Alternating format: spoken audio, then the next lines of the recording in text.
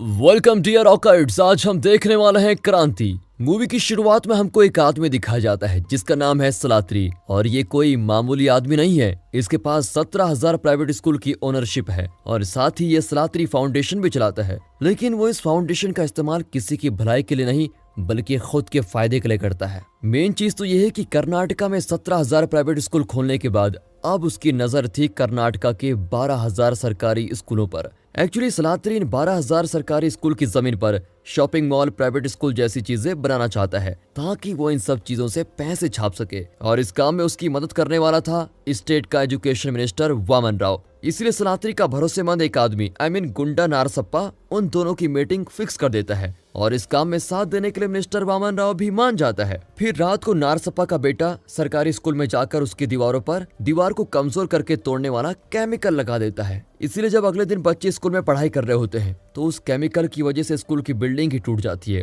और स्कूल के मलबे के नीचे दबकर कई सारे छोटे बच्चों की मौत हो जाती है। और अब सरकार ये कहकर इन स्कूलों को बंद कर देती है कि इन स्कूलों की हालत बहुत खराब है और इन्हें फिर से शुरू नहीं किया जा सकता, क्योंकि वो और बच्चों को खतरे में नहीं डालना चाहते हैं। और साथ ही साथ उन स्कूल के टीचर को भी नौकरी से निकाल दिया जाता है जो उन स्कूल में बच्चों को पढ़ाया करते थे। अब मिनिस्टर वामन राव सलात्री को कहता है कि सरकारी स्कूलों को हासिल करने के लिए सिर्फ इतना काफी नहीं होगा। अगर उसे सरकारी स्कूलों को बंद करना है तो सरकारी स्कूलों के बच्चों के रिजल्ट्स को भी खराब करना पड़ेगा, और ये सब करके ही वो अपनी इस साजिश को अंजाम देकर अपने मकसद में कामयाब हो सकता है। फिर मिनिस्टर के पास श्रीकांत नाम का एक शख्स आता है। दरअसल वामन राव जिस गवर्नमेंट इंस्टीट्यूट में पढ़ता था, श्रीकांत उसके प्रिंसिपल थे। यानी कि वामन राव श्रीकांत के स्कूल में पढ़ने वाला एक बच्चा था जो अब खुद एक एजुकेशन मिनिस्टर बन चुका है। पता नहीं इसको एजुकेशन मिनिस्टर किसने बना दिया, खैर छोड़ो। अब श्रीकांत मिनिस्टर से कहता है कि हमारे स्कूल को 100 साल पूरा होने की वजह से हमने स्कूल में एक बड़ा सा फंक्शन रखा है जिसमें आपको अपनी उपस्थिति देनी होगी। और फिर इनवाइट करने के साथ साथ वो उन्हें ये भी कहते हैं कि हमारी इमारत पुरानी होने की वजह से काफी कमजोर हो चुकी है, इसलिए मैं अपने स्कूल की रिपेयरिंग करना चाहता हूँ।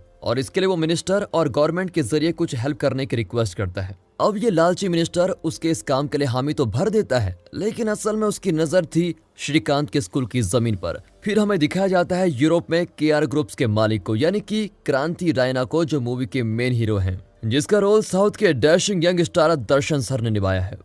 अपने जज्बे, कॉन्फिडेंस और अपनी मेहनत के जरिए क्रांति ने अपने दम पर पूरी दुनिया भर में अपने बिजनेस को फैला दिया होता है। और एक मीटिंग के दौरान क्रांति को प्रिंसिपल श्रीकांत का कॉल आता है। एक्चुअली मैं आपको बताना भूल गया था, क्रांति भी श्रीकांत जी के स्कूल में पढ़ा हुआ एक बच्चा है। अब श्रीकांत क्रांति को स्कूल में होने वाले प्रोग्राम के लिए इनवाइट करते हैं और क्रांति बहुत सालों बाद इंडिया आने के लिए मान जाता है। यहाँ हमें क्रांति का फ्लैशबैक दिखाया जाता है, यानी कि उसका बचपन। दरअसल बचपन में क्रांति बहुत ही मस्ती किया करता था, इसलिए उसे जिस स्कूल में डाला जाता था उसे स्कूल से ही निकाल दिया जाता था। इसलिए क्रांति के पिता उसे विद्या मंदिर सरकारी स्कूल में लेके आते हैं, जहाँ पर स्कूल के प्रिंसिपल श्रीकांत क्रांति पर अच्छे से ध्यान देते हैं और क्रांति सुधरने भी लगता है। साथ ही स्कूल में उषा नाम की एक लड़की थी जिसे क्रांति चाहता था और उषा भी उसे चाहती थी। इस तरह एक दिन इंस्पेक्टर प्रिंसिपल श्रीकांत को पुलिस स्टेशन लेके आता है क्योंकि उसका बेटा एग्जाम में फेल हो गया था, जिसका उल्टा जिम्मेदार वो श्रीकांत सर को मानता था। और यही नहीं, पुलिस स्टेशन में वो उनसे काफी बदतमीजी से भी बिहेव करता है और उनसे कहता है कि तुमने मेरे बच्चे को अच्छे से शिक्षा नहीं दी, जिस वजह से वो फेल हो गया। इस वक्त क्रांति ये सब कुछ देख रहा था और वो अपने सर की इज्जत को और मिट्टी में मिलते हुए नहीं देखना चाहता था, इसलिए वो डायरेक्ट इंस्पेक्टर को ही मारने लगता है। और ये सब होने के बाद बाकी पुलिस वाले भी क्रांति को मारने लग जाते हैं, लेकिन क्रांति का पिता भार्गव आकर क्रांति को वहां से छुड़ा कर लेके जाते हैं। अपने बेटे के इस बर्ताव से परेशान होकर क्रांति को उसके पिता यूरोप में अपने भाई के पास भेज देते हैं, जिससे उसकी शिक्षा में कोई कमी ना आए और वो ऐसी गलती भी ना करे। अब इसी के साथ कहानी प्रेजेंट में आती है और मिले हुए इन्विटेशन को देखने के बाद क्रांति अपने परिवार के पास इंडिया वापस आता है, जहां पर वो अपने सभी परिवार वालों से मिलता है और सब क्रांति से मिलकर बहुत खुश भी होते हैं। लेकिन क्रांति के पिता भार्गव अभी भी उससे नाराज है और वो क्रांति से बात तक नहीं करते। अगले दिन क्रांति स्कूल में अपने सभी दोस्तों से मिलता है और वो स्कूल में बहुत एंजॉय करते हैं, और जिसमें उषा भी शामिल थी क्योंकि उषा अब उसी स्कूल में टीचर है। फिर सभी दोस्त मिलकर अपनी पुरानी यादों को ताजा करते हैं। अब दूसरी तरफ मिनिस्टर सालत्री को बताता है कि कल विद्या मंदिर गवर्नमेंट स्कूल के 6 लड़कियों ने टॉप किया और मुझे एजुकेशन मिनिस्टर होने के नाते उन्हें अवार्ड देने के लिए बुलाया गया है। इस बात से नाराज होकर सालत्री नारसप्पा से कहता है कि पूरे स्टेट में सिर्फ सालत्री फाउंडेशन के बच्चे ही पास होने चाहिए, बाकी सभी फेल हो जाएं। और फिर उसको वो एक प्लान रेडी करने को बोलता है। अगले दिन अवार्ड फंक्शन में मिनिस्टर बैठा होता है और सब मीडिया वाले उसके इस इवेंट को कवर करने के लिए आए होते हैं।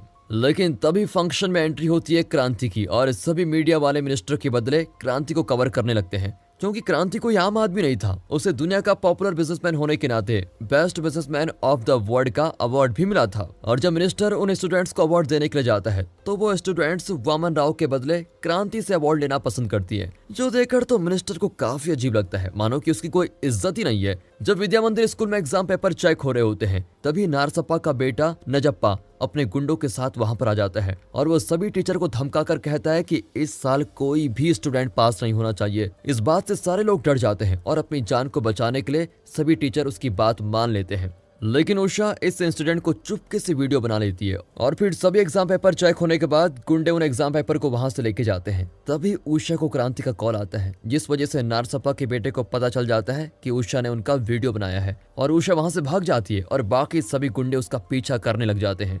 इसी दौरान उषा का फोन उसके हाथ से छूटकर नीचे गिर जाता है और उस फोन को एक बूढ़ी औरत उठा लेती है।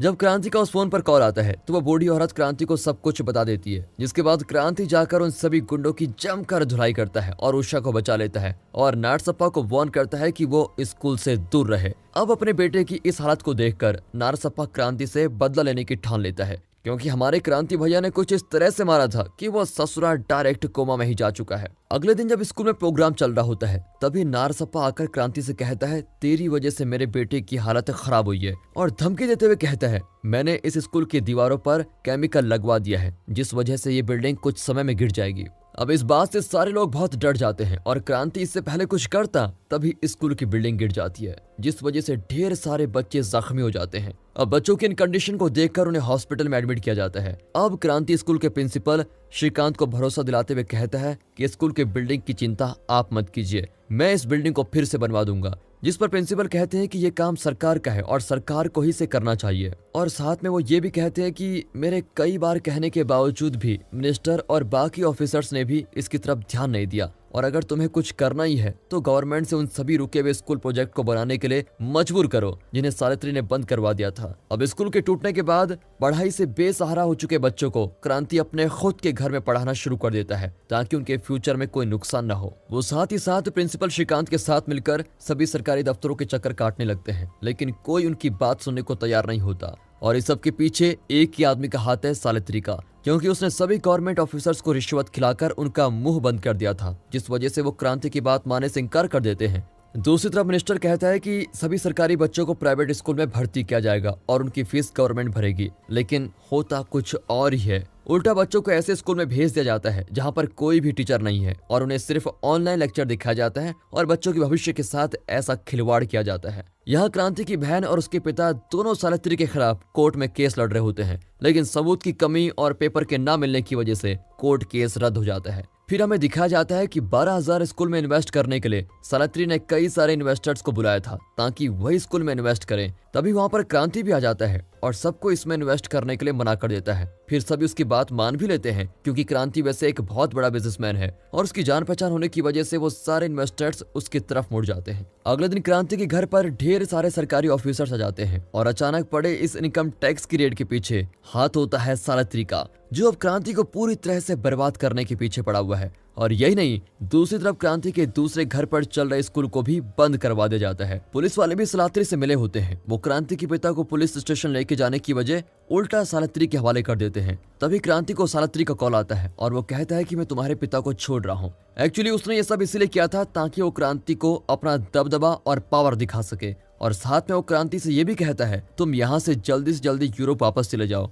और इसके बाद मेरे काम के बीच में दखल अंदाजी कभी मत करना, वरना इसका अंजाम बहुत बुरा होगा। अब क्रांति अपने पिता को वापस घर लेके आता है और क्रांति के पिता क्रांति को बड़े भरोसे के साथ कहते हैं कि मैंने तुम्हें बहुत गलत समझा बेटा। जब मैंने लोगों के मुंह से सुना कि तुम एक बहुत अच्छे इंसान हो और बहुत बड़े बिजनेसमैन हो तो मुझे ये सुनकर बहुत खुशी हुई। और वो साथ ही साथ उसे भरोसा देते हुए कहते हैं तुम ही इस काम को पूरा कर सकते हो। अब क्रांति दिमाग लगाता है और एक मस्त प्लान बनाता है जिसमें वो सभी गवर्नमेंट ऑफिसर्स को अगवा कर लेता है जो कि सावित्री के रिश्वत पर पलने वाले थे। प्लान के मुताबिक क्रांति सावित्री के सारे करप्शन के फाइल्स को उनसे ले लेता है और बदले में बहुत सारे पैसे उन्हें देता है। इतने सारे पैसे पाकर वो सारे गवर्नमेंट एम्प्लॉय काफी खुश हो जाते हैं। लेकिन जैसे वो सभी पैसे लेकर बाहर निकलते हैं, तभी बाहर एंटी करप्शन ब्यूरो वाले लोग उन्हें रंगे हाथों पकड़ लेते हैं। तो इस मास्टरमाइंड प्लान को सक्सेसफुल करने के बाद गवर्नमेंट अपनी इन्वेस्टिगेशन को शुरू करती है, जिससे सालत्री को ढेर सारे कोर्ट के नोटिस आ जाते हैं। और इस सभी चीज के पीछे हाथ था क्रांति का, और इस काम में उसकी मदद की थी क्रांति की दादी और उसकी बहन ने। एक्चुअली क्रांति की दादी एक रिटायर्ड जस्टिस थी और उसकी बहन एक वकील है। सालत्री के किए हुए घिनौने काम के लिए कोर्ट सालत्री को 2000 करोड़ का जुर्माना लगा देता है और उसे चुकाने के लिए सिर्फ 1 हफ्ते का समय देता है। और पैसे चुकाने के लिए सालत्री के सभी प्रॉपर्टी को नीलाम करने के ऑर्डर जारी कर दिए जाते हैं। अब सालत्री के प्रॉपर्टी के होने वाले इस नीलामी में क्रांति जाने वाला था, इसलिए सालत्री उसको रोकने के लिए गुंडे भेजता है। लेकिन क्रांति उन सभी को पछाड़कर नीलामी में पहुंच जाता है और सालत्री के सभी प्रॉपर्टीज को खरीद लेता है, जिससे सालत्री के 17,000 प्राइवेट स्कूल भी क्रांति के हो जाते हैं। जिस वजह से सभी लोग बहुत खुश होते हैं, क्योंकि उनको लग रहा होता है कि क्रांति बच्चों की अच्छी शिक्षा के लिए कुछ ना कुछ जरूर करेगा। लेकिन क्रांति सबके सामने ये ऐलान करता है कि वो इन स्कूलों को बंद करने वाला है और अगले दिन सभी स्कूल बंद हो जाते हैं, जिस वजह से सभी लोग सड़कों पर उतरकर क्रांति के खिलाफ प्रोटेस्ट करने लगते हैं। उन्हें यकीन ही नहीं हो रहा होता है कि आखिर क्रांति ने ऐसा क्यों किया। इस बढ़ते हुए मसले को सुलझाने के लिए स्टेट के चीफ मिनिस्टर उसे बात करने के लिए बुलाते हैं और इनके बीच होने वाली इस बात को सबके सामने लाइव दिखाया जा रहा होता है,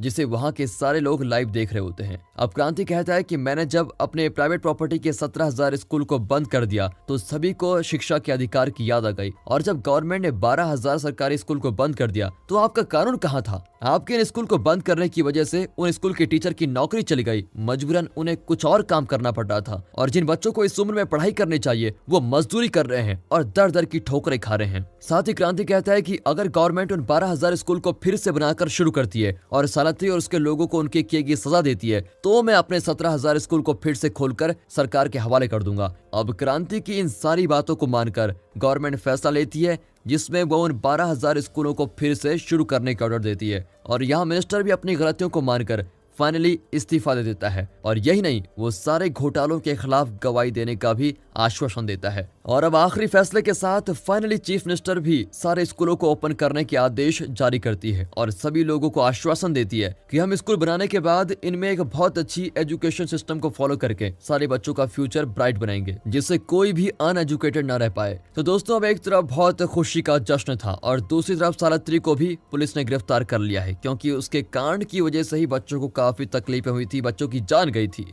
फाइनली सत्य की जीत हुई और बुराई की हार। इसी के साथ ये मूवी यहाँ पर खत्म होती है। वैसे दोस्तों, अगर इस मूवी का हिंदी रीमेक बनता है तो आपके हिसाब से बॉलीवुड का वो कौन सा एक्टर होगा जो क्रांति के रोल में बिल्कुल फिट बैठता है? कमेंट करके जरूर बताइएगा। बाकी दोस्तों, आपको स्टोरी अच्छी लगी हो, मूवी अच्छी लगी हो, एक्सप्लेनेशन अच्छा लगा हो, वीडियो को लाइक कीजिए और चैनल को सब्सक्राइब कर दें। बाकी मिलते हैं अगली वीडियो में, तब तक के लिए गुड बाय, अपना ख्याल रखिए and finally thanks for watching.